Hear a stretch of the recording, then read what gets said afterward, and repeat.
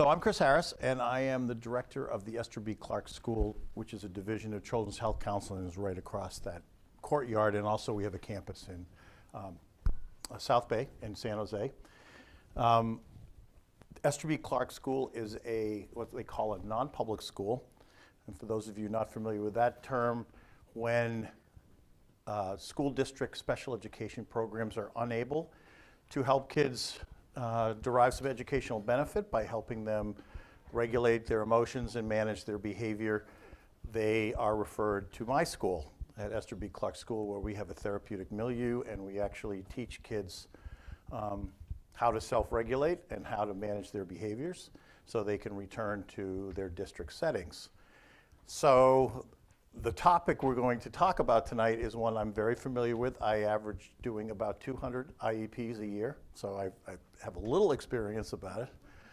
And I have seen many new parents come in and be overwhelmed by the process, so what I'm hoping to do tonight is to mitigate the anxiety that goes along with having IEPs, and especially if you've just had testing and are trying to figure out what's going on with your child. How many people are here tonight because they've just gotten an evaluation and their youngsters are going to go to special education and they're thinking about, like, so what is the connection between the testing that's been done and the IEP that's going to be written, and that's what we're going to address tonight. And I hope that this will help those of you who are coming up on an IEP from testing, or those of you who eventually will, because there's a lot of testing regulations in California, that this will help you think about what should be on the IEP beforehand instead of being startled by what some district official tells you this is the way it is when it actually isn't quite that way. So I have some introductory slides for you. We're a community-based nonprofit organization, and we've been in existence here since, well, that's as old as I am. That's the secret of the night. I didn't start here, though, in '53, I promise. So we have some particular kinds of outcomes that we want to have. We want to have kids feel better, do better, know about themselves better, and be able to reach their potential and their promise. I'm just going to go blasting through this. This is in your slides. So we absolutely believe in the promise and potential of every child, teen, and young adult. We think everybody can be a contributing member of society, and we want to open up the pathways to be able to do that as much as we can. This is the way we do it. We take a look at all these different components in a youngster. We're looking at whole child. That's a whole child. So we have many different disciplines in this organization, from psychiatry to occupational therapists and all kinds of professionals in between. We are an interdisciplinary organization. So how many moms have to go between different service providers? The psychologist, the tutor, the speech and language person, the teacher, right? So one of the things we work on here is our staff takes that triaging away and we do it internally so that all the professionals are talking to one another, so we're all on the same page when we formulate treatment plans here. Especially true at Esther B. Clark School. So we're not an organization for every kind of neurotypical or neurodiversity. We actually focus on these 4 areas particularly. And the 4 divisions we have outpatient clinical services here that do interdisciplinary assessments. And then we have an intensive outpatient program for kids who are on the verge of hospitalization. We work very hard with those kids. Our community connection program is what you're attending to, our outreach program and free parent educations. I'm going to show you a slide right after this. We also have teen groups, teen wellness groups, and all kinds of other volunteer programs, and I can access you to anybody, if you're interested in that. Sand Hill School is across the hallway. That is a school for kids with learning differences and some attentional issues. And then there's my school, and we're serving, actually it says over 40 districts. We're actually serving over 60 districts from Marin County out to Livermore, down to Hollister, and as far away as Santa Cruz as well. We have kids coming to us each day. So here's something I just want to have you take note of. So we have a day of celebration for kids with all the kinds of disorders that I just showed you. It's a family day. It's a celebration. We gather at AT&T Park For the parents, there's some parent education quick workshops that like we're having tonight. And we also open up the field to the family and have all kinds of activities, face painting, yoga, rock climbing, all kinds of fun things. They open up the concession stands. It's really a fun day, and it's absolutely free on May 4th, 9 a.m. to 4 p.m. And I can access you to the person who's coordinating that activity. But we had about 2,500 last year, and we're looking for about 4,000 people to come this year. Who knows? Maybe a San Francisco Giant shows up. Yeah. But the food's not free. Oh, the concession is right. A concession stands. You have to. That's right. It's free to get in, but you have to pay for what you eat. All right, so this is our agenda for tonight, and I was told by the registrant outside that I have to get through this, get your questions, because they're going to lock down the building at 8:30, so I'm going to go pretty fast, but actually I will try not to confuse you either. So we're going to look at a little bit of the testing that's done, that should be done if you are a parent and your youngster is going to get what's called a psychoeducational battery of tests, or a triennial. And then we're going to look at the results of that, and then what should be on your youngster's IEP as a result of that testing. What needs to be on there. And then I'll give you a group exercise and grade you really strictly. If you don't pass, you're going to stay here until you do pass it. No. But we will do one at the end, hopefully. All right. So to start with, what should be included in the testing? Oftentimes, what you see on the board is the basic psychoeducational testing that it's required, unless you waiver it, okay? And I'll give you an example of that. So cognitive testing, like I said, but not necessarily every time, because actually IQs don't vary that much. However, and I do want to alert you to this. When youngsters fall into serious psychopathology, an anxiety disorder, bipolar, or depression, it can significantly impact the IQ scores. Okay, so if that happens to your youngster, you will see depressed IQ scores, which doesn't mean that they've lost their mind. It means that they're depressed and they cannot access the activities as well. So it isn't always completely stable if there's a serious social emotional issue that arises. Should include scholastic achievement testing, ratings for social emotional behavior or executive functioning, and those should be absolutely required. You should not actually, especially if you're being qualified for special education, your testing needs to include every one of those components, okay? And here's why, because all of those components are going to impact youngsters in school. And so the more that information will directly be relevant to how a youngster is going to perform, both in terms of their strengths and in terms of the challenges that they're going to encounter. So there are other ones that may happen as well. If you have a really young youngster, a receptive and expressive language is probably going to be important. That's going to inform a teacher how much they're understanding and how much they're going to say back to a teacher, and how effectively and efficiently they're going to be able to do that. Sensory integration for the kids who can't get comfortable in a chair or at a desk or in an environment with clothing, food, smells, all that kind of stuff.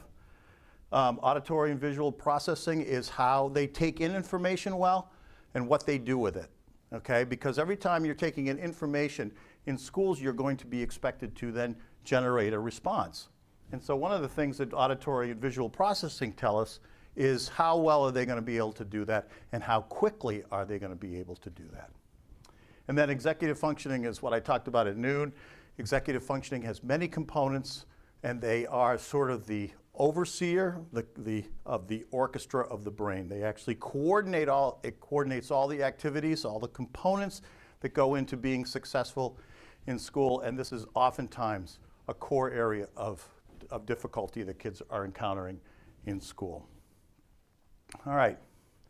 So one of the things I know, one of the fears I know that parents have when they first come across this testing is the IQ test actually testing my youngster's real intelligence, basic intelligence, okay? I'm here to tell you that it doesn't. It doesn't test all the domains of your youngster's intelligence by any stretch of the imagination. It's testing their scholastic aptitude.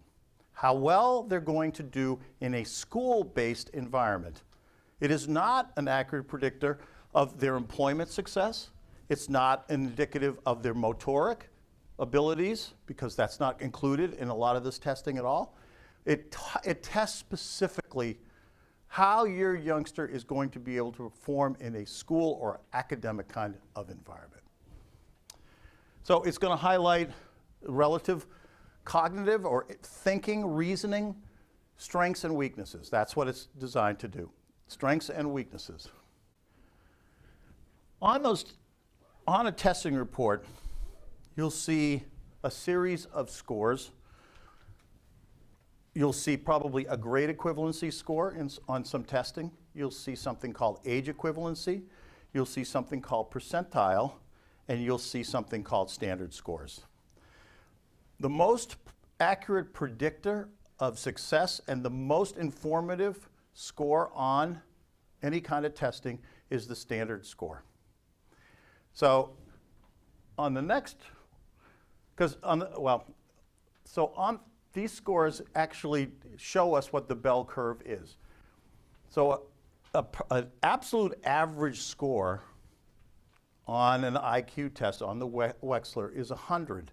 And the average range, depending upon if you're a private clinician or a school district, is 90 to 110 or 85 to 115.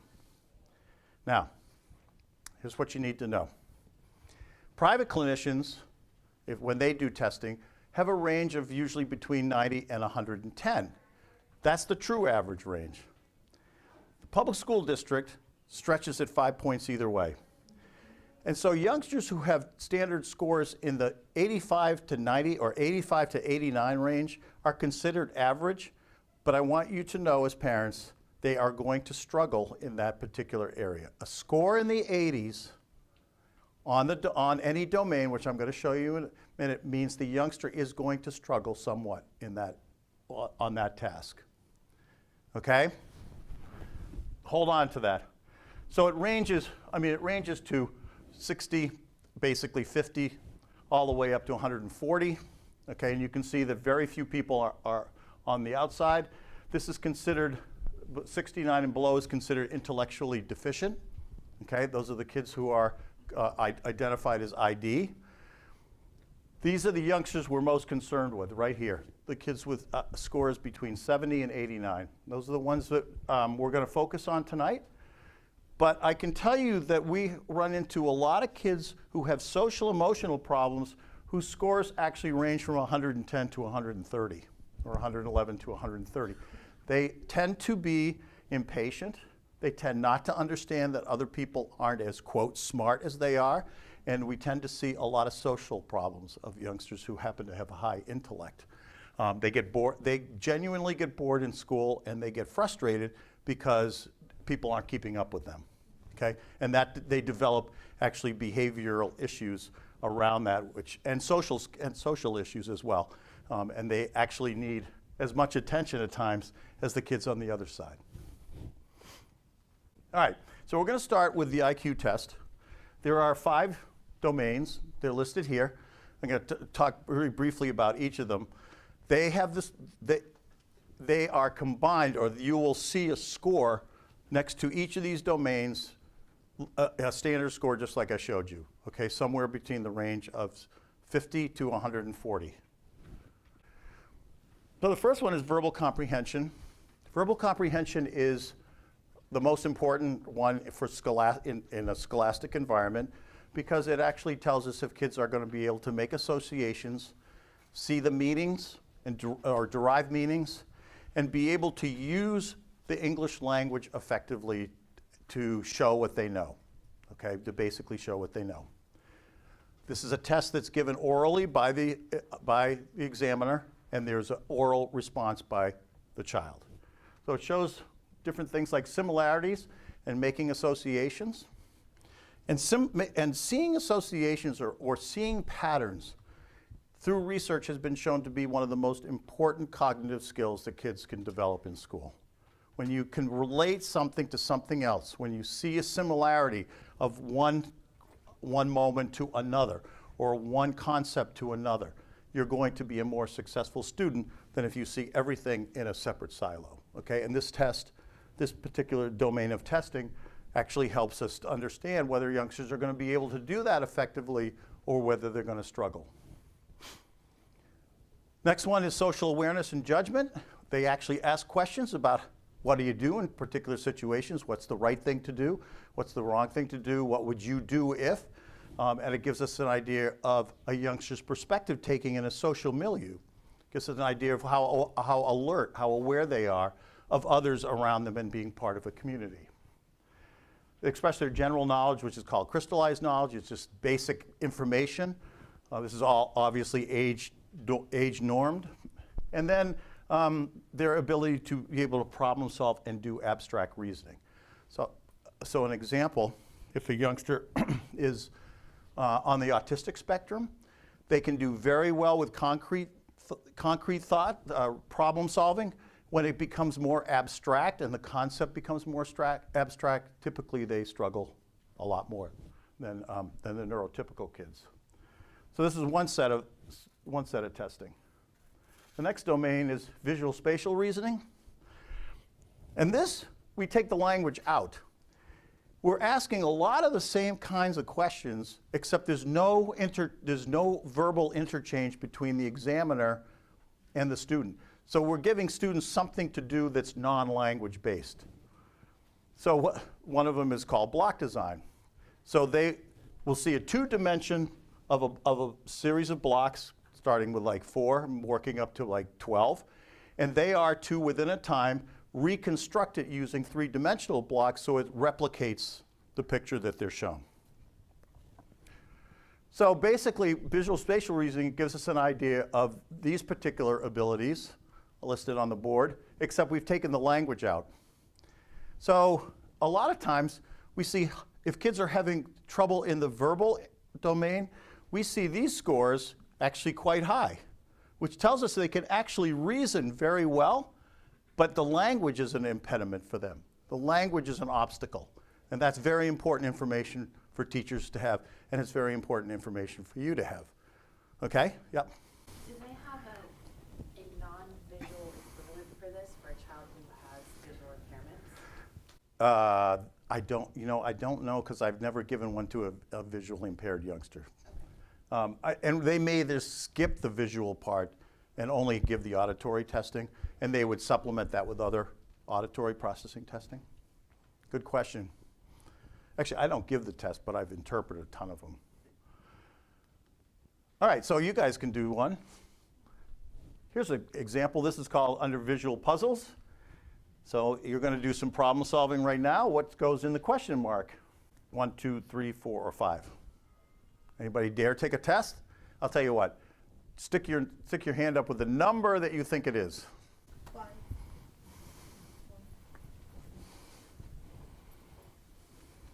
Okay, stop there. Now, I just gave you the amount of time that you would be given by the examiner, so if your hand's not up, this isn't an area of strength for you, but that's okay. I won't make a judgment about that. And if you stuck any of your hands up except this one, you also are challenged in the visuals. But I'll tell you what, I'll give you a chance to do another one. Now that you've gotten your anxiety out and you know I'm not going to take it all that seriously, try that one. Very good. There's a very astute visual spatial reasoner in this room. Stick it up when you know, quickly. It's timed. Don't be scared. A psychologist will actually measure that. 4 is correct. Very good. All right. Everybody know why? Does everybody see the pattern? Everybody, I mean, tell me if you don't. Okay, good. So remember what I talked about seeing patterns and seeing associations and how important that is in general learning? What we've done is instead of doing it in the verbal domain with words and language, we've taken the language out. It's still the same kind of reasoning. Can you see the pattern and can you see the association? Okay? All right. The third one is the fluid reasoning index. This is actually a fairly new one because they didn't feel like kids were understanding or they weren't measuring youngsters' ability to predict or get a sense of quantitative reasoning. Now, I'm going to associate this to math. So what we've learned about in math is when kids understand about manipulating quantities and volumes and weights and all that kind of thing, they actually have a picture of that. They put a picture into their head and they actually see what's going on. They can actually take the symbolic numbers or letters and understand how by doing an operation you're affecting the quantity of that. People who have trouble with math have a hard time visualizing that. Nothing goes on their TV. They memorize the linear parts, but they really, when they get to the higher orders of math like trigonometry and calculus, they have nothing going on. So their screen, like mine, gets blank. And I never passed trigonometry because it made no sense to me at all. I couldn't manipulate the numbers well. So you can guess my fluid reasoning index was a little bit lower. Anyway, it assesses a child's ability to this quantitative reasoning, to categorize and classify, to demonstrate understandings of part to whole and whole to part. So you're synthesizing, you're putting things together, and you're pulling them apart to identify the components. And that's inductive and deductive reasoning, in fact. And then how fluently and automatically can you do this? So now you do it. What goes in the question mark? 1, 2, 3, 4, 5. Put your hand up. This is trickier. Good, good, good. Okay, time's up. All right, you fluid reasoners. And I want to point out something in terms of this. When you time a test, we have to take into consideration that a lot of times, and I know because I did this as an adult, you actually can anticipate what you're going to be good at and what you're not going to be good at as soon as the exercise is put in front of you. Like I could tell from some of the visual expressions, this is something like, oh, I'm not doing this, and I'm not going to stick my hand up because this is, right? And so that anxiety, though, impacts one's performance, which is why, and I want you to be cautious about this, there are excellent examiners and testers out there. But more often than not, they are absolute strangers to your youngster when they do a test. And the kids are already walking in, they know that when they're getting a test like this, something's not working all that well. They already know that. And so they're doing something that they're fearful or have some anxiety about not doing well on in front of a person who they don't know. So it isn't exactly setting them up to optimize their success or optimize their performance. So usually, and it should be in a lot of your reports, that you see these are the minimum scores that we think a youngster is going to achieve, because we've actually put them in a fairly stressful position. And there are examiners, for example, who will test kids for like 3 hours at a time. Now, if I had you in here for 3 hours testing you on this stuff, you'd be exhausted. It's very demanding. And so, again, we have to take that in consideration. And one of the questions you might ask, or when your youngster is getting ready to be tested, is how long is each testing session going to be? How long are you going to push them? Because what we do is we encourage more sessions of shorter time frames. Because we want as accurate of scores as we can possibly get. And the longer those time frames are, the more exhausted kids are going to become. Okay, here's another fluid reasoning. What goes in the blank? Correct.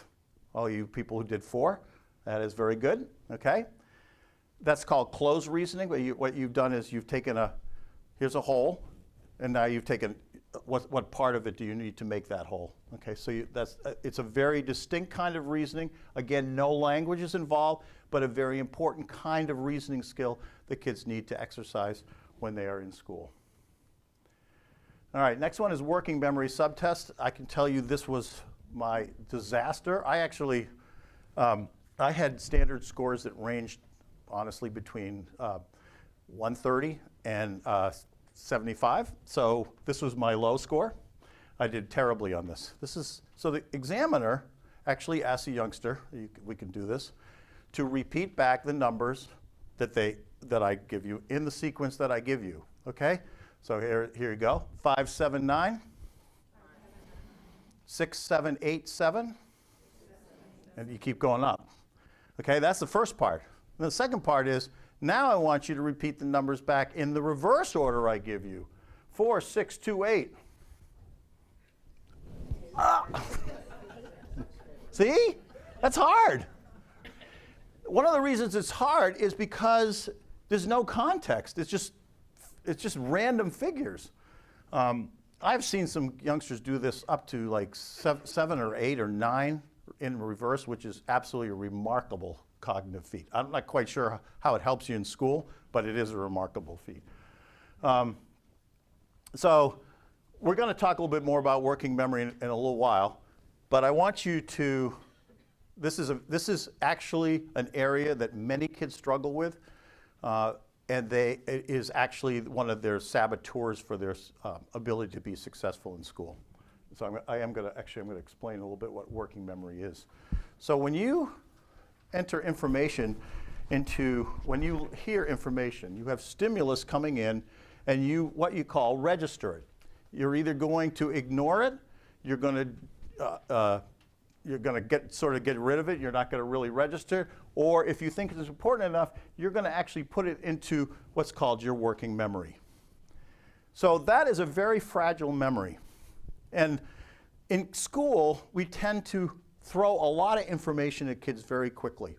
The key to getting important information into long-term memory, where it actually becomes crystallized knowledge or knowledge that you own and possess and you can access, is the amount of time that the kids have that they rehearse it. Some kids don't need much rehearsal. Other kids actually need a lot of rehearsal. So here's how it impacts you folks at home. If kids haven't rehearsed enough of that new concept in the classroom before they come home, it may be legitimate that they forgot about how to do it by the time they get home. If they don't have a sample, if they don't have a visual reference, if they haven't had enough rehearsal, then the information that went into working knowledge has probably done exactly that. It's decayed over the 3 or 4 hours between the time it was presented and practiced and the time they had to retrieve it and work with it in homework.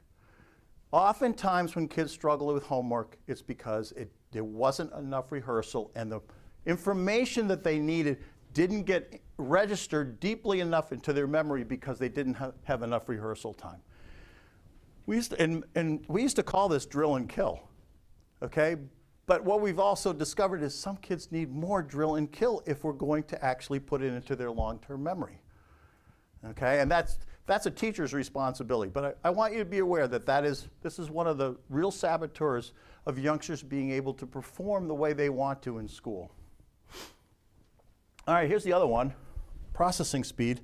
So processing speed is how quickly and efficiently you can take in information, integrate it with information you already have, wrangle it around, synthesize it, analyze it, and be able to give a response, and you've got about that much time to do it. Ever sat in a discussion group and somebody gets asked a question and it gets uncomfortable? So there are different speeds of processing. Some kids really need actual thinking time, actual processing time. And if they don't get it, they can't respond. There are accommodations that teachers can make. I'll give you some a little bit later in the lecture. But processing speed is also one of the real saboteurs of youngsters being able to perform in school. So let me dispel a myth that your kids all have. And I don't know how to get rid of it. I've tried for years, and it's countermanded so often by the media that it's almost fruitless, but I'm going to tell you what's true. Faster is not smarter. Being faster is not being smarter. Doing more isn't doing better. In fact, if you think about it, we emphasize speed and volume in school, and as adults, we more honor reflection and efficiency. Exactly the opposite than we teach the kids in school. But I want you to understand that speed is not equal intelligence. Okay? It doesn't necessarily do that. Kids who reflect, who think, who process, who reason through problems may take longer, but their outcomes are no different in many cases. And the kids who do it too fast are impulsive, and they actually haven't thought about all the criteria that they need to in order to come to the best solution for a problem. But that's the myth. I mean, the myth is if I'm not smart, I mean, how many of you have ever taken a GRE or a SAT, right? A lot of you?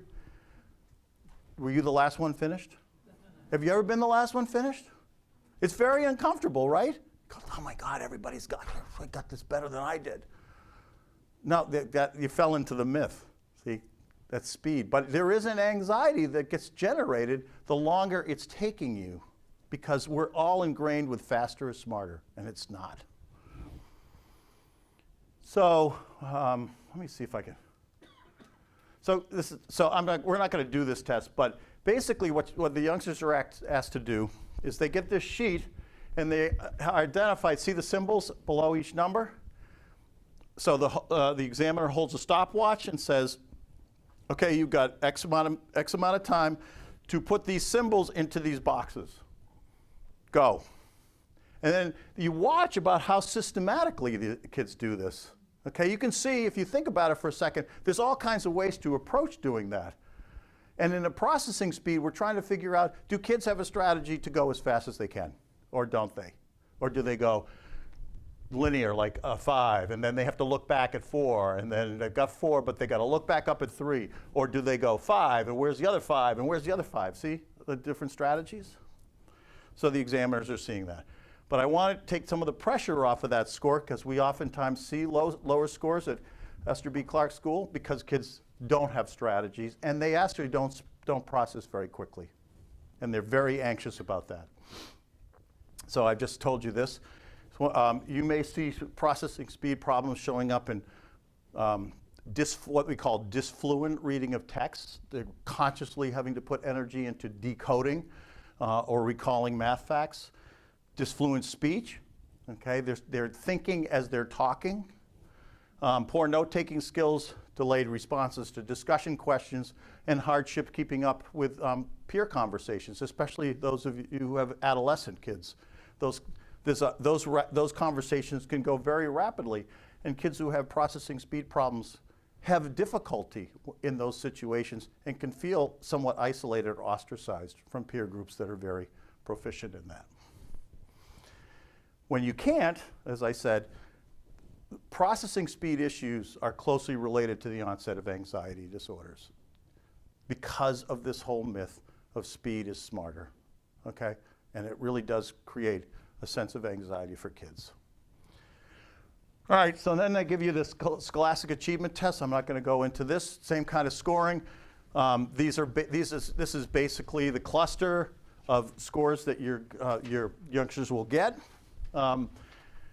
Very quickly, listening comprehension gives us an idea of really how well the kids are going to understand the spoken language, which is giving us their potential in language. We oftentimes use that score as the potential, and the oral expression gives us an idea of how much they can actually respond.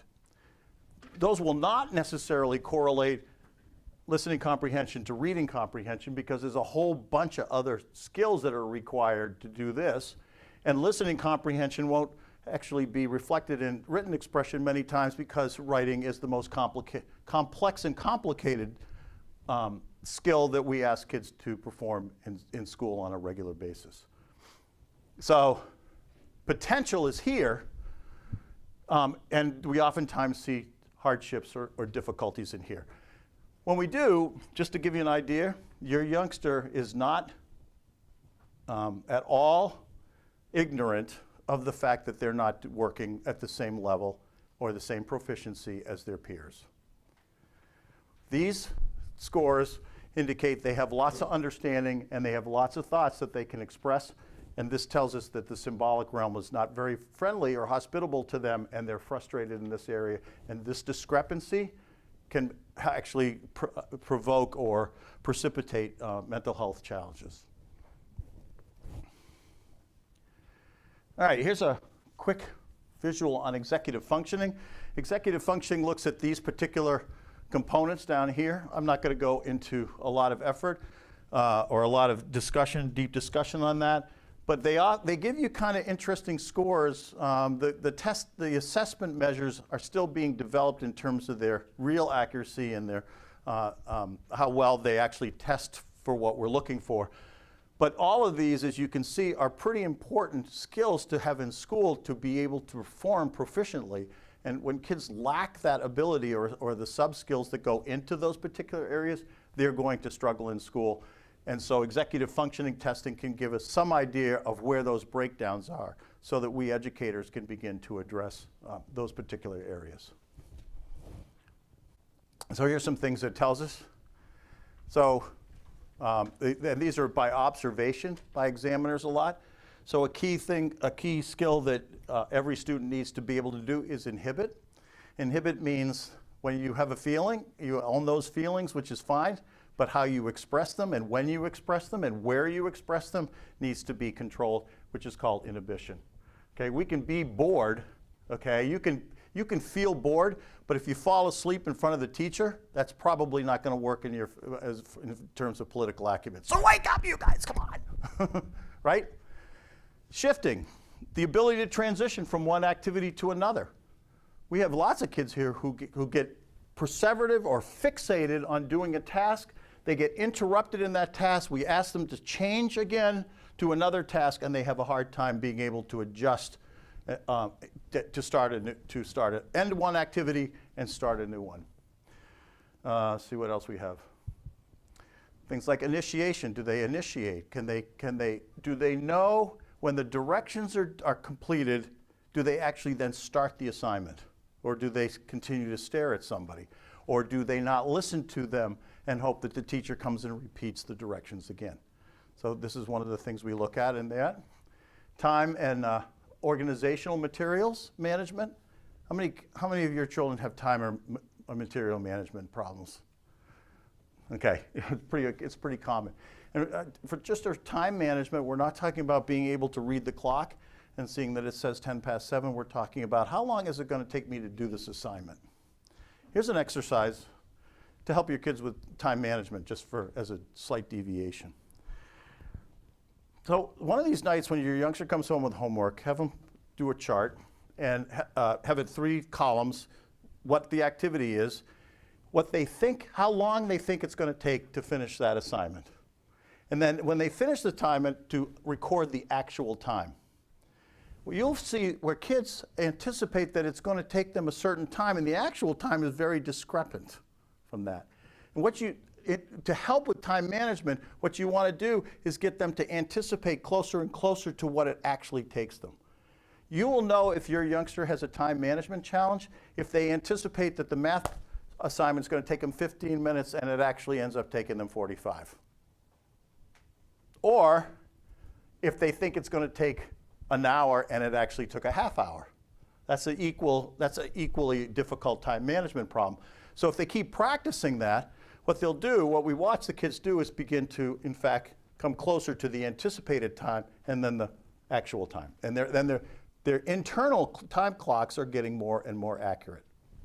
Just a little strategy there. So are you saying that we should make them practice Yeah. estimating time, even if it's estimating time to get ready for school? Well, most of the time we just start with homework. But we have done it with getting up in the morning, identifying the list of specific tasks that you do to get properly ready for school. How much do you think how much time do you think it's going to be able to take each of those tasks, and what actually did? And of course, you've got to monitor what it actually took them as well. So again, what they do when the kid wants to get up 5 minutes before the bus, but they identify the list of chores that actually should go into waking up, which tells an hour and a half. You can see the discrepancy between, well, how are you going to get up 10 minutes before the bus and get everything that's supposed to be done? Okay? And then self-monitoring. We do not spend enough time in school having kids actually reflect on how well they've done, on how it felt to do the assignment. What kind of satisfaction, what kind of challenges did it bring? What parts of the assignment went were working easily for you as opposed to which parts did you really struggle with. We never ask kids to reflect on that. And that's actually, it's part of the executive functioning training that we're accentuating, is getting kids to think more about the process than just finishing the content. All right, so I'm going to switch. Talk about shifting. You got to shift. Everybody's got to shift with me, okay? Ready? So we're going to get off of standard scores, and we're going to go to T-scores. T-scores are going to be on your rating scales, okay? They don't score social emotional testing or behaviors. You know all those rating, have you filled in those questionnaires, the rating scales? Okay, so this is scored on a completely different scale than the other ones I've just showed you. It's called T-scores. And it's just to give you an idea, so the average range is basically 40 to 59. So when you see a score, a T-score, in a social emotional domain, like aggression, internalizing, hyperactivity, atypicality, adaptability, motivation, those kind of words, and it's between 40 and 59, they are in the average range, and it's not a concern. Okay, that means it's not a concern to the examiner, and that they're doing okay. From all reports, they're doing okay. And it's something that usually what they do is they want the parent input, and they also want teacher input.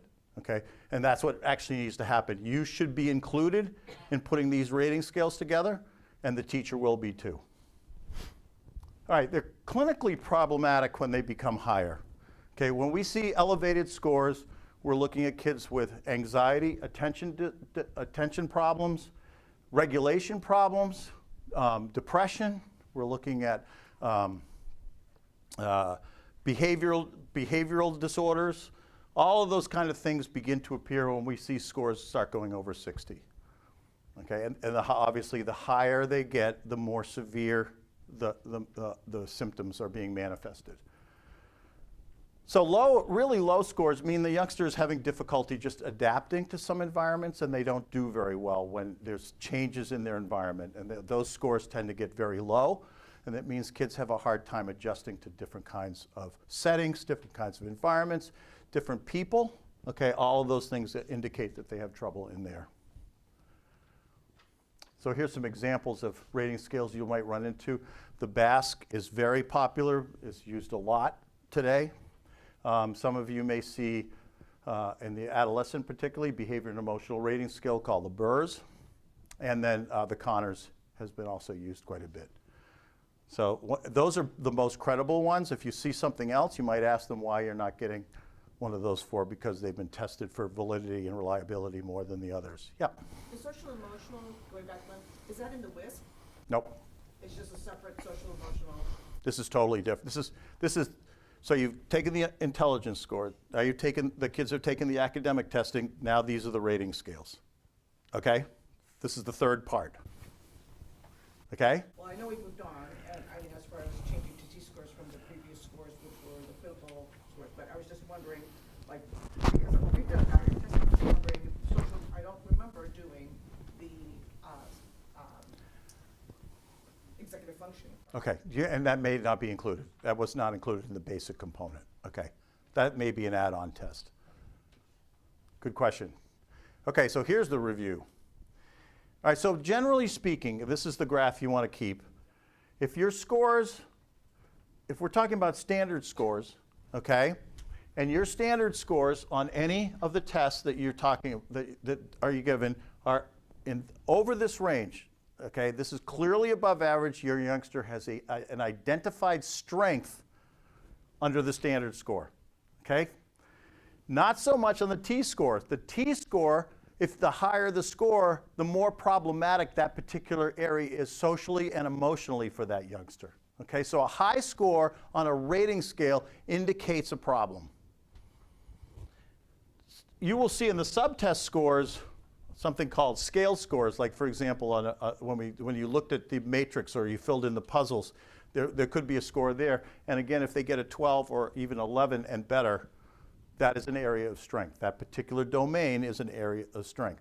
And I want to emphasize this because kids do not necessarily understand that they have strengths in areas too. I mean, we tend to, unfortunately in education, especially in upper elementary school and middle school, the focus is too much on the deficit model. And what we realize is, what we're beginning to realize is we do worse than label kids. We actually get them to think, generally speaking, they're not good students, or they're bad kids. And so it's really important as parents, if you see scores that are strong like this, that you accentuate and make sure your kids know that those are areas of strength. It preserves their integrity, believe me. So here are your average scores.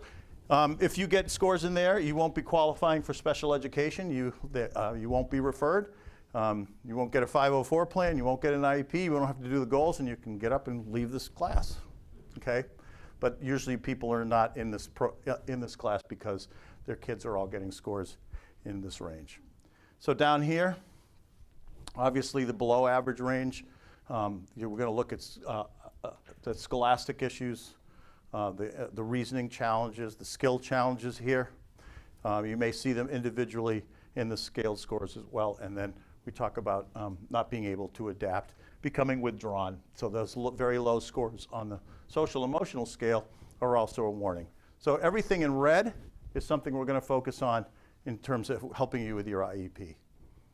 Okay, everybody sort of with me a little bit? All right, so now getting into the actual practical application. So when a test score falls into the red zone, like I just showed you, the IEP team should consider developing an IEP goal to address that area of deficit. But there are some limitations, and we're going to go into those. So let's go back here and talk about standard scores on the cognitive testing, okay, in the WISC area specifically. Those scores, if those scores are low, they may or may not be malleable, okay, depending upon the social or emotional health of a youngster. For example, if your youngster is happy, they're not having a lot of social emotional problems, and they are scoring low on processing speed, we do not have interventions that are going to significantly ramp up that processing speed. We cannot, we haven't figured out enough about the brain to be able to do that. And let me caution you about something, because I know people have spent a lot of money, and I don't want you to spend your money unwisely. So there are programs that appear to help processing speed. They're computer-based programs. One of them is called CogMed. And so the youngsters practice something on a computer, and you know what? They get better and better and better at it. This is not so dissimilar from video games, where the more you play, the better you do. But if you change the environment to a school environment, there's no transfer. So I've had parents do CogMed, spend thousands of dollars. Their kids' brains are lighting up much better right after the treatment is given. They feel great about having played the game, and they come into English the next day and they can't answer the questions any more quickly and any more effectively than they were able to the day before. Be very careful with this, okay? You can improve youngsters' performance in very specific domains, but the most effective interventions are going to be able to be generalized into other settings, okay? Not just in the setting in the office that it's taking place. Okay, what we are going to do is we're going to determine whether these areas are we going to require accommodations, modifications, or interventions. We're going to go into that right now. And this is where you're going to play a really major role in in developing your youngsters' treatment program. So I'm not going to go into all this. How many people are not on IEP? How many people have a youngster who's not on an IEP yet? Okay, ooh, quite a few of them. Okay, so you may want to review this. An IEP planning session is designed actually to make sure that your youngster is getting an appropriate educational program. Free and appropriate education. That's FAPE. What that means is you may not get the best. You may not get all the services that you want. You're going to get what's necessary. And the problem with words like appropriate and necessary is they are wide open to interpretation, okay? Parents usually have one perception of what that means, and districts have a very different idea. Some districts, not all districts. And so what we're going to talk about in here is something that's actually not a perception or up to interpretation, because you're going to be able to use data to say, this is why I need a goal. This is why I need an accommodation. Okay, for settings, I won't spend too much time on an editorial in this, but we've been told at Esther B. Clark that there's an added line onto our IEPs, which is the harmful effects of going to Esther B. Clark School or a non-public, a very restrictive setting. The perception is that if you're not with your neurotypical peers, you're being denied your civil rights. Okay? Now, I'm not saying that's false, but what I'm saying is if you're a youngster who's very consciously aware that they're not able to keep up with their peers, and they're feeling more and more anxious or depressed or sad or discouraged about that, I wonder if there's educational benefit in that. Non-public schools like mine are designed to teach the skills that they don't have so they can be more successful when they return to the less restrictive setting.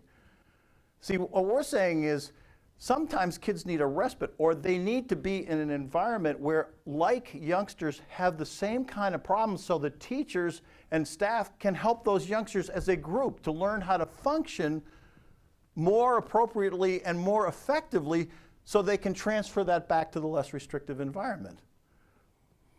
But the way it's looked at is we want to try them here. We want to keep trying them here, keep trying them here, keep trying them here until it's very clear that they're failing. Then they'll move them up here. And then we'll try them in here, we'll keep them here, and we'll keep them here, and we will do everything we can at this level until they fail. And then we move them up. Well, I don't have to tell you, if you've had that much failure, what do you think I'm getting at Esther B. Clark School? Kids who are extremely discouraged about their performance in school. Some of them don't want to engage anymore. Some of them don't believe they're going to be able to ever be successful, because the whole system is based on fail first and then we'll do something. As parents, you're not going to actually be able to totally change that perspective, because, believe it or not, this is federal government mandate, least restrictive environment. And so that argument not only will be given to you as parents, it will be supported by educational hearing officers. However, the good, bad news about it is when you point to the number of failures, usually kids get the services they need, but it is a fail-first system, which I don't know when we're going to be able to change that. Yeah. So I have to say that the bottom two in the district I'm in are reversed. So they would much rather put a kid into a special day class than give them a paraprofessional in the classroom. Okay. So I can explain why. Okay. So ever hear the question? It's a good one. Like, this is reversed. So they get kids out of the classroom into something else. So when a tenured teacher or a group of parents who have kids who are accelerating in a mainstream class encounter a child who's taking disproportionate amount of attention away from everybody else, there can be a group demand of that youngster being placed in somewhere else. Okay, and that can be very influential in the principal's office. We've seen that before. Is it good or bad? I mean, I think it's terrible that, you know, in this era where we are promoting and openly saying we want to be inclusive, we want kids to feel a part of neurotypical communities, and people are going in and saying this kid is slowing down the pace of learning, that shouldn't be listened to actually by a principal. But they can be pretty, I know there are parents who, it's Stanford or bust, right? And if they think that the pace of instruction is going to slow down because there happen to be 2 or 3 youngsters who can't process as much or who have working memory issues, and slow down the pace of instruction or how fast they're going through the textbook, that can happen. Yes? Use the word neurotypical twice, and I wonder how you define that. Well, I'm trying not to use the word normal. Okay. I'll tell you, I'll tell you which kids they are, okay? They're these kids. And some of them are these kids, okay? So neurotypical kids are able to manage the tasks in school that they're given, right? They're either doing pretty well or they're doing superbly. That's what I mean by neurotypical. I'm using it in the context of school only, okay? Good question. All right. So now we're going to talk about accommodations. Accommodations are something that you should be very familiar with. I want you to be very familiar with it because they are the means by which youngsters are going to continue to be able to access core curriculum, even though some adjustments are going to be able to be made for them in the classroom. IDEA, way back, and I think most of you are familiar with the more obvious ones when there were physically handicapped people, visually handicapped people who needed accommodations made in buildings so that they could negotiate them more autonomously, so they would have equal access to schools or to jobs. The same thing works with the kinds of challenges that kids have in terms of learning and social emotional regulation. Is there are a set of accommodations that can be made that continue to allow children to access the grade level curriculum, but we're going to adjust how, where, and when they're going to do that. Now I know this slide says how, and I don't know how many times I changed the slide and it always defaulted back. But accommodations are about how assignments are going to get done, when they're going to be done, and where they can be done. So the most important part is an accommodation doesn't change the scoring rubric for everybody else. Okay, you can't change the scoring rubric, so they have to be able to perform in a way that allows that is comparable to their peers. So I'll give you some examples. Those are crummy examples, and like I said, I tried to get rid of that slide, and I have another one. So, tests, extended time, tests and quizzes, tests being taken in a separate area, like the library, tests to be given between 9 and 11 o'clock in the morning, because that's when the kids are most alert.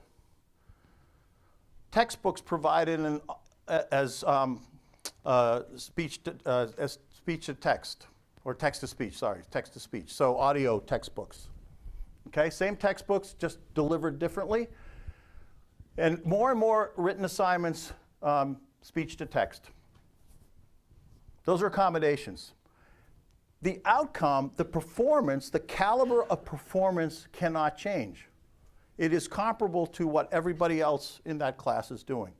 But the way they're allowed to do it is going to be the thing that changes, okay? And as long as you don't change the scoring system or the materials, you have rights to ask for accommodations. Now, there's a little bit more work that goes into that for the teacher, but that's something that I know, because I teach at San Jose State, teachers are being told, you need to be allowed to do accommodations. How many of you have kids in middle school or high school? Wow, okay. If this is on an IEP, there is no one exempt from providing the accommodations. The science teacher's not, the social studies teacher isn't, the math teacher isn't, the English teacher isn't. If that accommodation is on and approved on that IEP, every single teacher must abide by it. There's no my way or the highway. I know. Well, that's why we're doing it. And you need to know that. There's no teacher that may exempt themselves from following an IEP written accommodation. And you should be complaining if there is somebody. Those days are over. They are done. But middle college has something different. Middle college is different. Middle college is, yeah, we're still trying to figure out that variation. All right, the second one is modifications. Modifications is actually a change not only in how you do things, but the caliber of level that it is. So there's many kids, there's two different levels. There's the grade level, the grade you've been assigned, and there's their instructional level. So for example, if you have a sixth grade boy who's reading at the fourth grade level, and that youngster gets fourth grade materials, that is now a modification, okay? Which may be very appropriate. But it's different than an accommodation because they're going to now use different materials. They're going to be evaluated on a different rubric, okay? And they're going to have certain exemptions that kids with accommodations don't get. So for example, you can actually look at excusals from doing homework as a modification. All right, and I'm going to talk about the ramifications of that in just a second. Making the assignment easier so the student is not doing the same level but working at their instructional level. And then using different materials that's more suited to their cognitive or learning levels. I saw a lot of hands go up for high school. You need to be very careful about this. Modifications at the high school will change the way your kids are earning credits, okay? So if your youngster is using different materials, if they get excusals from homework, if they are being graded on a different rubric from everybody else, that's going to be a modified credit and will affect whether they are going for a diploma or a certificate of completion. Districts have a responsibility to make sure that you understand that when you go in and ask for modifications. But I also want you to understand that too in high school. And I'm not making any judgment. I just want you to understand that modifications may not be on a diploma track. Yes? So if somebody has a reduced homework, Yeah. so say Okay. instead of doing every problem, Yep. they do every other. Just about to hit that one. Okay, Okay, so there's been a lot of controversy about reducing the volume of work and whether that's a modification or accommodation, and generally speaking, depending upon the district, if a youngster is doing more than 75% of the work assigned, that is considered an accommodation. If they're doing less than 75%, it's a modification, okay? But that is not law, but generally speaking, if kids are doing 3/4 of the work, it's an accommodation, and they can be graded on the same rubric. If they're doing less than 3/4 of the work, it's going to be considered as a modification. Okay. Interventions, and you probably will know this more as services. And how do you get services? So first of all, an intervention is a planned set of procedures aimed at reteaching or going back and reteaching a set of either social emotional skills or social skills. Academically, this is called remediation, okay? On the academic realm, it's called remediation. In the social emotional realm, it's called interventions. The interventions are goal-oriented, i.e., you should have a goal for every kind of intervention that's being given for your youngster. It's based on data collection. Okay, nobody's doing it anecdotally with you anymore. You need to understand how it is that they're going to collect the data, because you have a reasonable expectation that when an intervention is provided, there's going to be some acceleration of progress in the area that they are addressing. There should be some tangible, measurable improvement in the youngster's ability in that particular area you've written the goal for. It's likely to happen in a series of lessons, oftentimes in a one-to-one setting over a defined period of time. And it is going to be targeted toward a very specific set of skills. Okay, so I'll give you an example. Behavior intervention services, called BIS, Behavior Intervention Services, will be targeted to a problematic behavior that's preventing your kid from deriving educational benefit.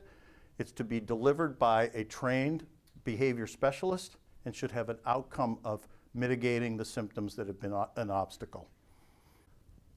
So an individual behavior support plan.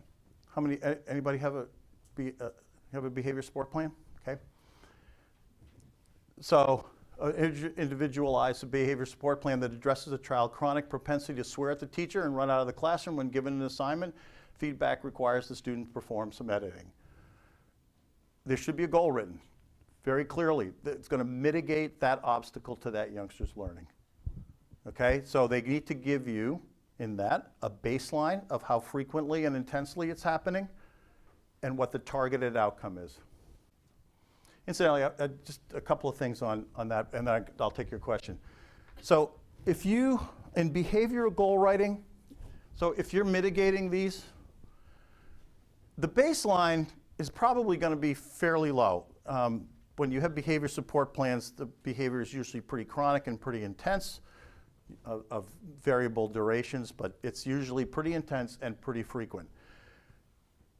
All goals, in my opinion, that are behavior or social emotional should be written to 90%, at least 90%. Now think about this for a second. If you're a teacher, or if you're a parent, and your youngster's exercising this to you 2 out of 10 times, is that going to be tolerable to you? Right? Probably not. And it certainly isn't going to be to a teacher. So if goals are written to 65%, that means 1/3 of the time they're going to continue to swear at the teacher, which is not going to be adequate to make any changes in their program. So even though it may be difficult for the team to get to the 90%, you want to insist that that needs to be the outcome. Anything less isn't going to change anything in the youngster's life. They're still going to get into trouble an awful lot. Here's the other one. Academic goals should be written to 75%. Now, anybody take a guess of why I say at least 75%? Go ahead. C, right, a pass. That's a passing grade. If you see a goal written to 60, you're actually condemning your youngster to get a D. Okay, nobody wants that. That isn't where you want them to be. So again, what you want to instill in people is these are the standards that we want to all reach. Now, they're not obligated to reach that, but that has to be the sort of stated outcome that you want to attain for your youngster. 90% behavior, at least 75% in the academic areas. Yes? How do you test behavior? So we're just about to actually digitalize behavior. So the way it needs to be written is an observable, so the propensity to swear at the teacher. So you look at a baseline, how many, they'll do like a week of data collection. How many times did the youngster swear at the teacher, in what settings and what time? So the pass is easy. Yep. So you can gather Right. lots of emails from every single teacher under the sun about how many things happen, and that's fine. Yep. But I'm talking about going forward. So if you put them in a different environment, or you give them some support or whatever, Right. things will change just because of the environment, not necessarily. That's right. But back in the old environment, how are you going to know? So you could ask for frequent feedback, like how's my youngster doing? You know, what happened this week? So for example, if they took a baseline and there were 15 incidents, 2 weeks after they've gotten to know each other and they've started the intervention services, you might actually call the interventionist and say, can you tell me how many times this past week my youngster swore at the teacher? And they should be able to tell you. They are supposed to be keeping data, live data. That's one of the things you can hold people accountable for. No more anecdotes, okay? Measurable, there should be documented data collection, and more even in the academic realm. Sir, I know you had a question. Yeah, in the definition, you mentioned about academic skills. So intervention applies to academics? Yes. So, right here. I just put it under remediation. Same thing, a sequence of increasingly advanced instruction looking at a specific deficit skill in the academic area. It's just got a different name to it. Same thing. Billy will receive 1 hour per day of intensive academic instruction to develop his ability to use decoding skills in passage reading assignments. What you want to make sure, two things when the goals are written. One is that it has some kind of meaningful impact. I've seen goals written that says, Billy's going to learn how to use apostrophes this year and be able to do it with 90% efficiency. I'm like, that's the biggest problem, and he has an IEP? Really, for an apostrophe? Okay? But being able to improve your decoding passages so you can understand what it says is that's a big deal. Okay, that's an impact thing.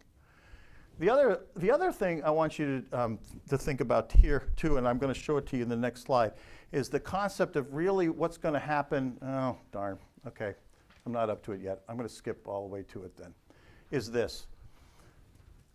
An intervention should actually show you accelerated progress in the area they're addressing. However, folks, it doesn't mean your kid is going to catch up. Okay, I want you to be really understanding of that.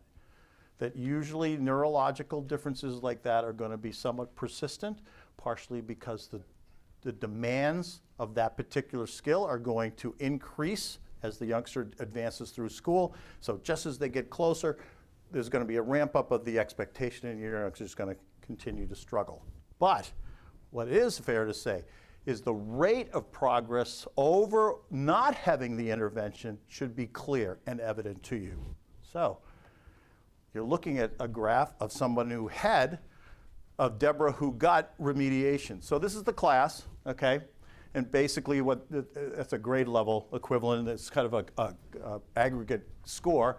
So their kids started the year at fourth grade first month, and by January 2014 they were up to 5.1, okay, a year's worth of growth.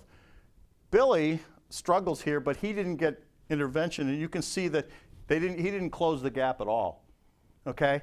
Deborah got some intervention, okay? And you can see that the rate of her progress has increased measurably, but she's still behind everybody else, okay? But this intervention is in fact effective, okay, because the measurable rate of her progress has increased after she was given interventions. Everybody see that? So, Yeah. so in that case, even though Billy may be getting services, what's the Yeah, so if Billy was getting services, those services are ineffective and something needs to be changed in the IEP. Either the interventionist, the goal wasn't done well, it wasn't documented well, or it wasn't supported in the mainstream classroom very well either. Okay, there's all kinds of factors that can go into that. But what you want to see is if you're not seeing accelerated progress within some reasonable time, I'll say I'm going to shoot out a quarter. If you don't start seeing accelerated progress in the first quarter that they were getting the intervention, that's a warning sign. Yes? How can we or ask the school to prove this? Because Billy, he still make progress, right? Mm-hmm. So when I asked, the school said that he's still doing good, he make progress, but not make a comparison with other kids. So how can we ask, and how can we prove that he made the intervention? So there are informal assessments that are actually curriculum based. So it's probably true that they didn't use actually the psychoeducational testing from this, but they actually used what's called curriculum based testing to get these scores. So those kinds of tests are given much more frequently, and they're measures of progress, and actually teachers are required to sort of monitor that level of progress. So my assumption here, and I didn't mean to give it, I didn't even mean to say this was bad intervention. This was no intervention, okay? That's that Billy, somehow, his parents weren't like yours, and they didn't attend this class and didn't get to know this, so Billy didn't get the services he needed, and he stays way behind. And I can see what you mean by progress, but you see, the problem is, if you remain at this gap all the way through high school, you're going to actually end up on a modified curriculum, okay? And everybody's goal is to try to at least get to accommodations, okay? So that you're not modifying, unless it's just not feasible. And for some cases, it won't be feasible, but in more cases than I know not, is when we do this, we see this, okay? We see it in behaviors, we see it in social emotional development and mitigating symptoms, and we see it in the academic realm. So if the kid attend the SDC class, so the class average will be the other student in SDC or other student in the general education? Well, yes, they should, so in order to be in the SCC, they're probably here, right? So they should, under that tutelage, because you've got a specialist, okay? You've got a specialist who works with kids who have trouble in this area. You have a smaller group of kids who are likewise having the same difficulty. Effective intervention would say they should increase their rate of progress. Now, I could give you the but realities. You probably don't want to hear them. This is technically how it is supposed to work, though. So be careful about a couple of things. One is paraprofessionals are being used in these, unfortunately, as these interventionists too often, and they don't have the training. It's not their fault, but they just don't have it. And you need to make sure that the teacher is actually providing the lesson plan and monitoring your youngster's progress. Notice I didn't say you can't have the paraprofessional, but you should be confident that the special education teacher is doing the lesson preparation, monitoring the lessons and the rate of progress your youngster's making. Okay? Can I? Yeah. Sorry. Let's take your question first. So what can I do if I have a student that's in a general ed classroom and he's failing? And clearly goals are not being met, you know, but I mean, everybody's just kind of Pointing the fingers, yeah. including at you? Yeah. Yeah. So there's a process by which you can get an IEP meeting. I mean, you just have to call. You as parents can call an IEP meeting whenever you are concerned about rates of progress. Okay, it is your right. What you want to come in and show, and work samples can be very helpful in this situation, is if you all want to keep portfolios of your youngsters' work. Okay, especially if they have intervention. Because if you're not seeing some measurable change, that's alarming. So in your case, if you're seeing a portfolio in which there's not much change, it's pretty hard to argue that that's a level of care, a level of intervention that's being effective. So portfolios can be really helpful in terms of that. All right, how many people have heard of universal design for learning? Anybody here? Okay. I should have put a slide in here, and I'm sorry I didn't.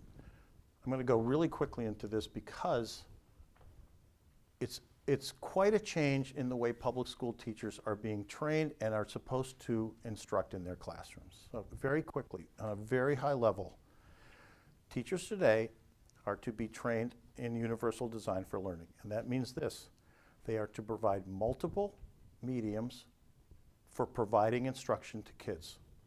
That is, that they're not supposed to use one mode or one medium. They are to use multiple mediums to instruct concepts to children. Number one. Number two, they are to provide multiple options for youngsters to perform and to show what they know. Not one, multiple options for allowing students to perform to their competency level. And number three, teachers are to provide a variety of settings that are designed to motivate and engage youngsters in learning. Multiple settings and multiple environments to provide opportunities, a variety of opportunities for kids to be engaged and motivated in learning. This is very different.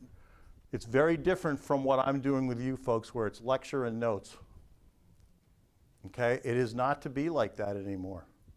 Now, the first crop of teachers who have been really ingrained in this should be coming out of the colleges this year, actually.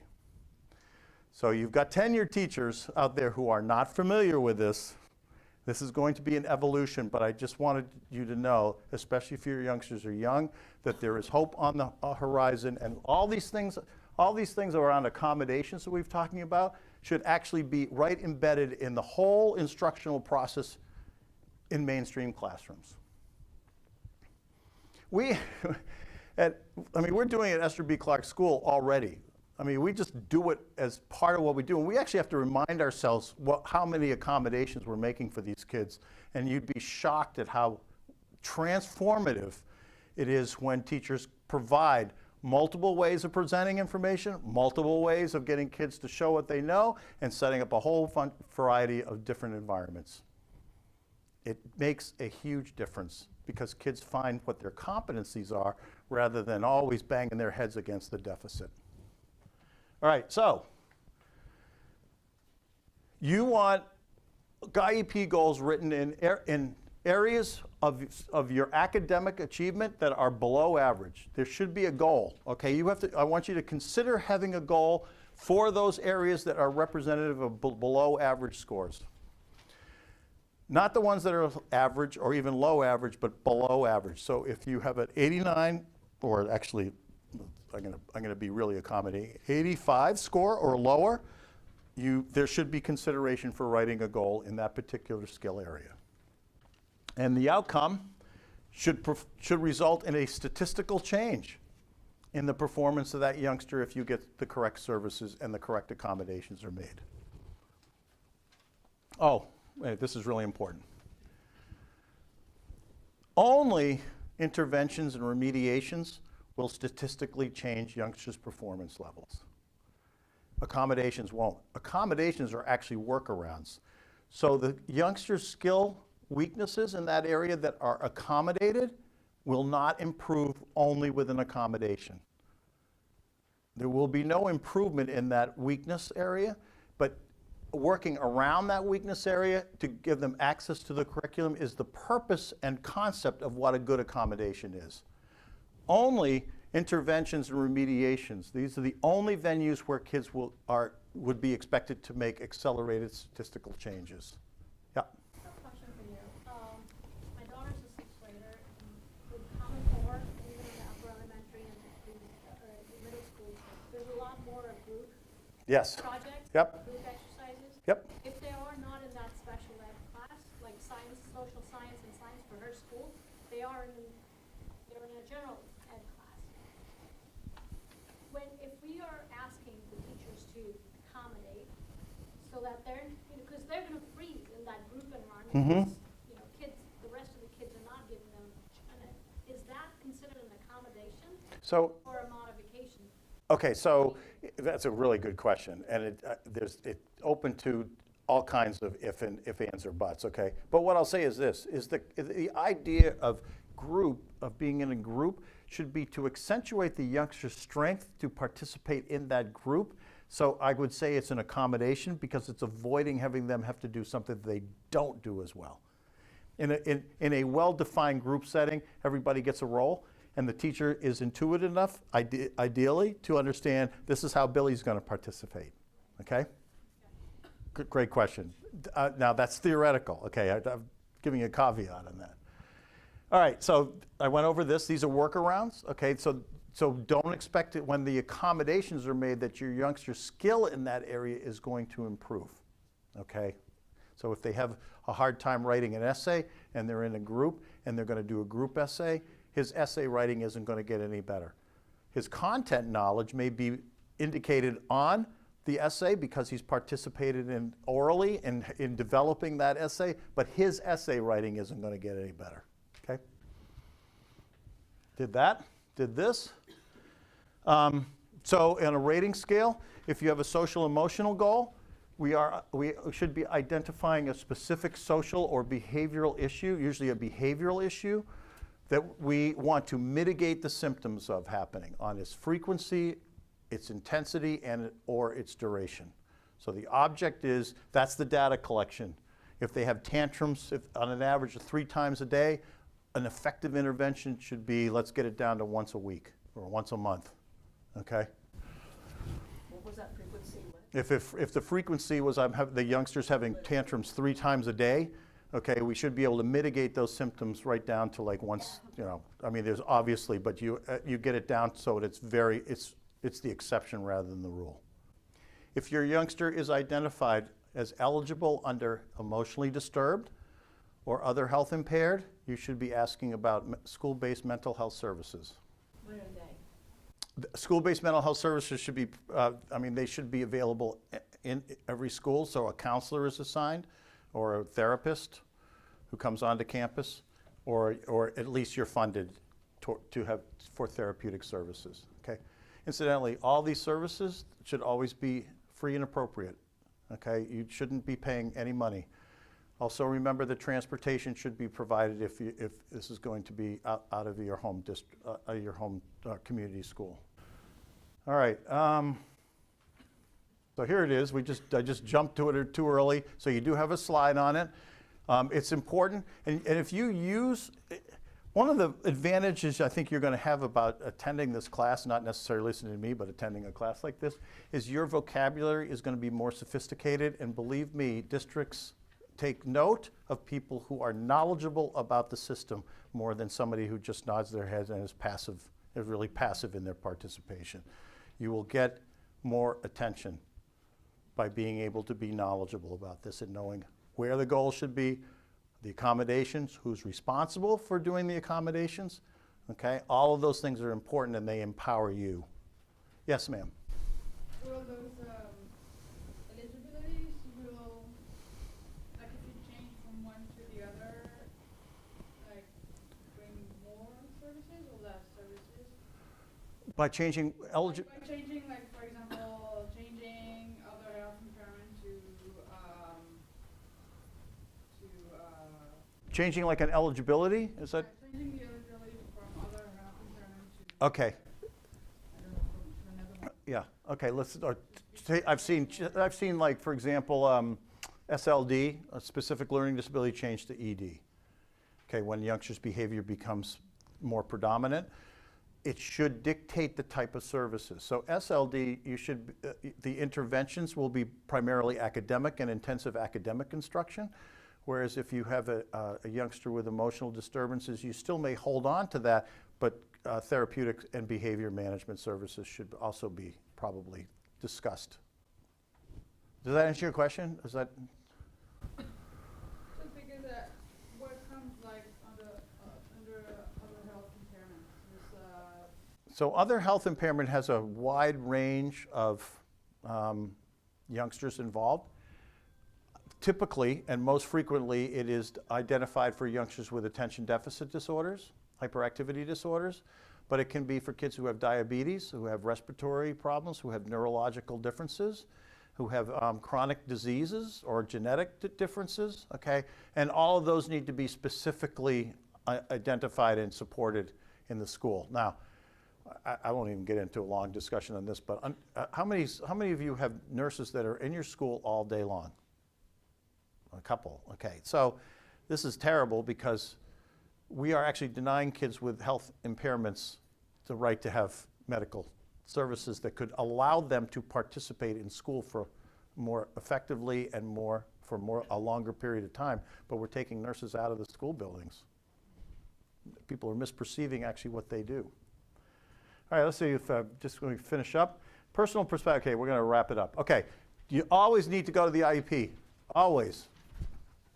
If you can't make it, reschedule it, but make sure you attend, okay? Don't let somebody send you an IEP and say, sign this and we'll get your kid started. You have every right to request any kind of testing measurement results before your IEP meeting, and I can't encourage you more strongly to do that.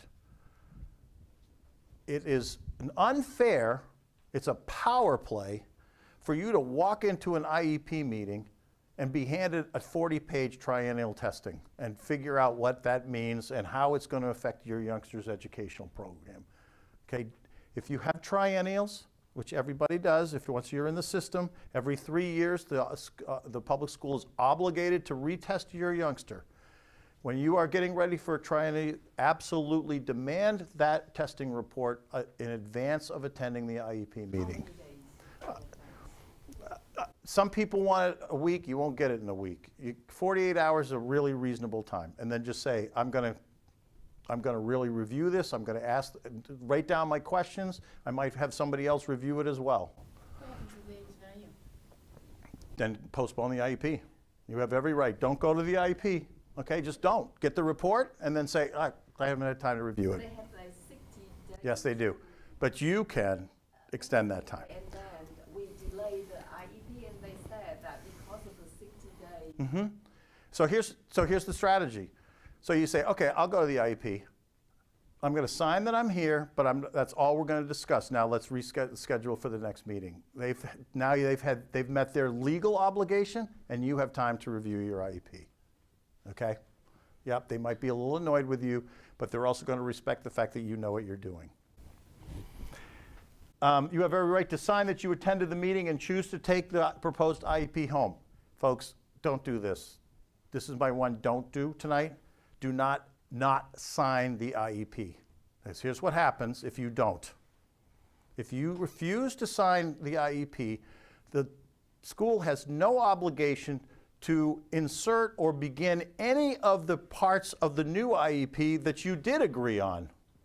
No new goals, no new services, no new interventions, no new accommodations. What you can do, yes, you can. So what you can do is do this. You take it home and you read it. If you disagree with something, you sign with exception. Okay, everybody got that? You sign with exception. That allows the parts that you agree with to be enacted, which is really what you want, right? And then you can call a second meeting and discuss the things you don't agree with. Do not attend an IEP by yourself. Moms, don't do it. Okay, don't.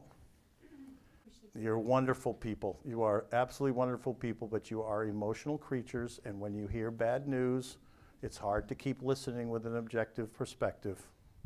Find somebody else to go with you, so when the hard news comes down, you have somebody who still can hang in there with you.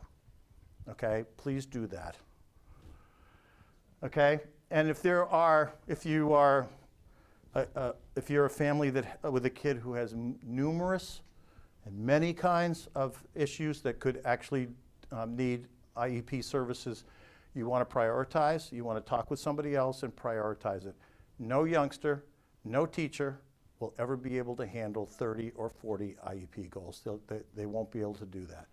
The rule we have at EBC is no more than 3 per domain, and that's a rare exception. That's a rare occurrence. Find the two. If you need academic goals and behavioral goals and social emotional goals, 2 per. So you have 6 goals that are going to make a tangible impact in how your youngster feels about themselves and how they're performing in school. Forget about the apostrophes and the periods and the capitals. Okay, so the last part I want to talk about is this is pretty tricky. So some IEP goals, especially in the accommodation areas, or not goals, but the accommodation areas, may work like a prescriptive medication, the kind that you keep taking, you keep using all the time because it helps that youngster to be successful and may never be removed because the youngster actually depends on that. And there are other goals, there are other parts of the IEP that you'll try to overcome. It's just like medications. Like it's some medications you use for your whole life because they actually help you to function better. And there are other ones that you use for acute periods when you're having a particularly hard time and you don't use them later. And you have to look at your IEP as a combination of exactly the same thing. Some of those things are recipes for long-term success that should never be removed from your youngster. In fact, you have to teach them self-advocacy skills so they go out and get those accommodations. And other goals or other parts of the IEP you may want to get over, like you may not want to have twice a week therapeutic services, okay, during the day. All right, so I'm just going to go quickly through the review. I think we've covered everything. This is the psychoeducational testing. We talked about the interventions to specific remediations. We talked about what constitutes effective remediation and interventions and what you should be looking for, an accelerated progress rate. And we don't have time for the group exercise. You all got an A. Okay, we have 7 minutes for last minute questions, and then we got to close it down, so I'll take anybody's. Yes, ma'am. I have a middle schooler who has dyslexia. Can you give some advice on how the strategies for I'm going to renew or I'm going to repeat an IEP for him? The first IEP he had in first grade he didn't qualify. What are some suggestions you have for like twice exceptional kids to be able to fight for accommodation? Wow. Yeah, that's hard. Okay, so is there documented evidence that he's having trouble decoding? Yeah, I've already had private testing, so I'm coming back now to make sure for high school if he enters, I can have accommodations in a public school setting. Okay, so here's a question you have to ask yourself, and I can't answer this for you. So you're going to prioritize. Which is more important? Learning more effective and efficient decoding skills, which is going to be a remedial process, or improving his efficiency and access to the core curriculum, which are going to be accommodation based. Okay. When you get to middle school, typically what happens is that the priority for us educators is to help youngsters access the curriculum in the best way possible, as opposed to continue to work on remediating the specific deficits. Another reason I say it, particularly with the 2E kids, is to go back and do remediation is, quote, baby work, okay? And it doesn't, I mean, it can be it can actually be quite an intellectual activity, but not in the context of all the other things they have to do. Whereas the access to the curriculum is going to actually have more immediate meaning and immediate impact. Great question, though. Somebody else. Yes, ma'am. If you have any recommendations when the teacher doesn't support the idea about the challenges in terms of this performance being outside of the normal range of all the other next graders?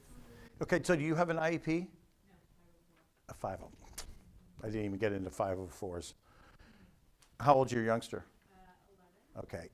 Is this their first foray into sort of special education? You didn't have an IEP and got dropped to a 5.0. So I'm gonna be really quick about this, but I'm glad you brought that up.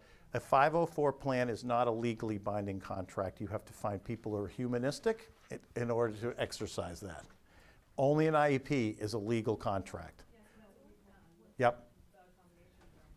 Okay, so yeah, the accommodations actually, the accommodations are really only be able to be enforced on a contractual basis if it's an IEP. Okay? Now, there are going to be some resistance depending upon what the definition of progress and educational benefit are to go from a 504 to an IEP.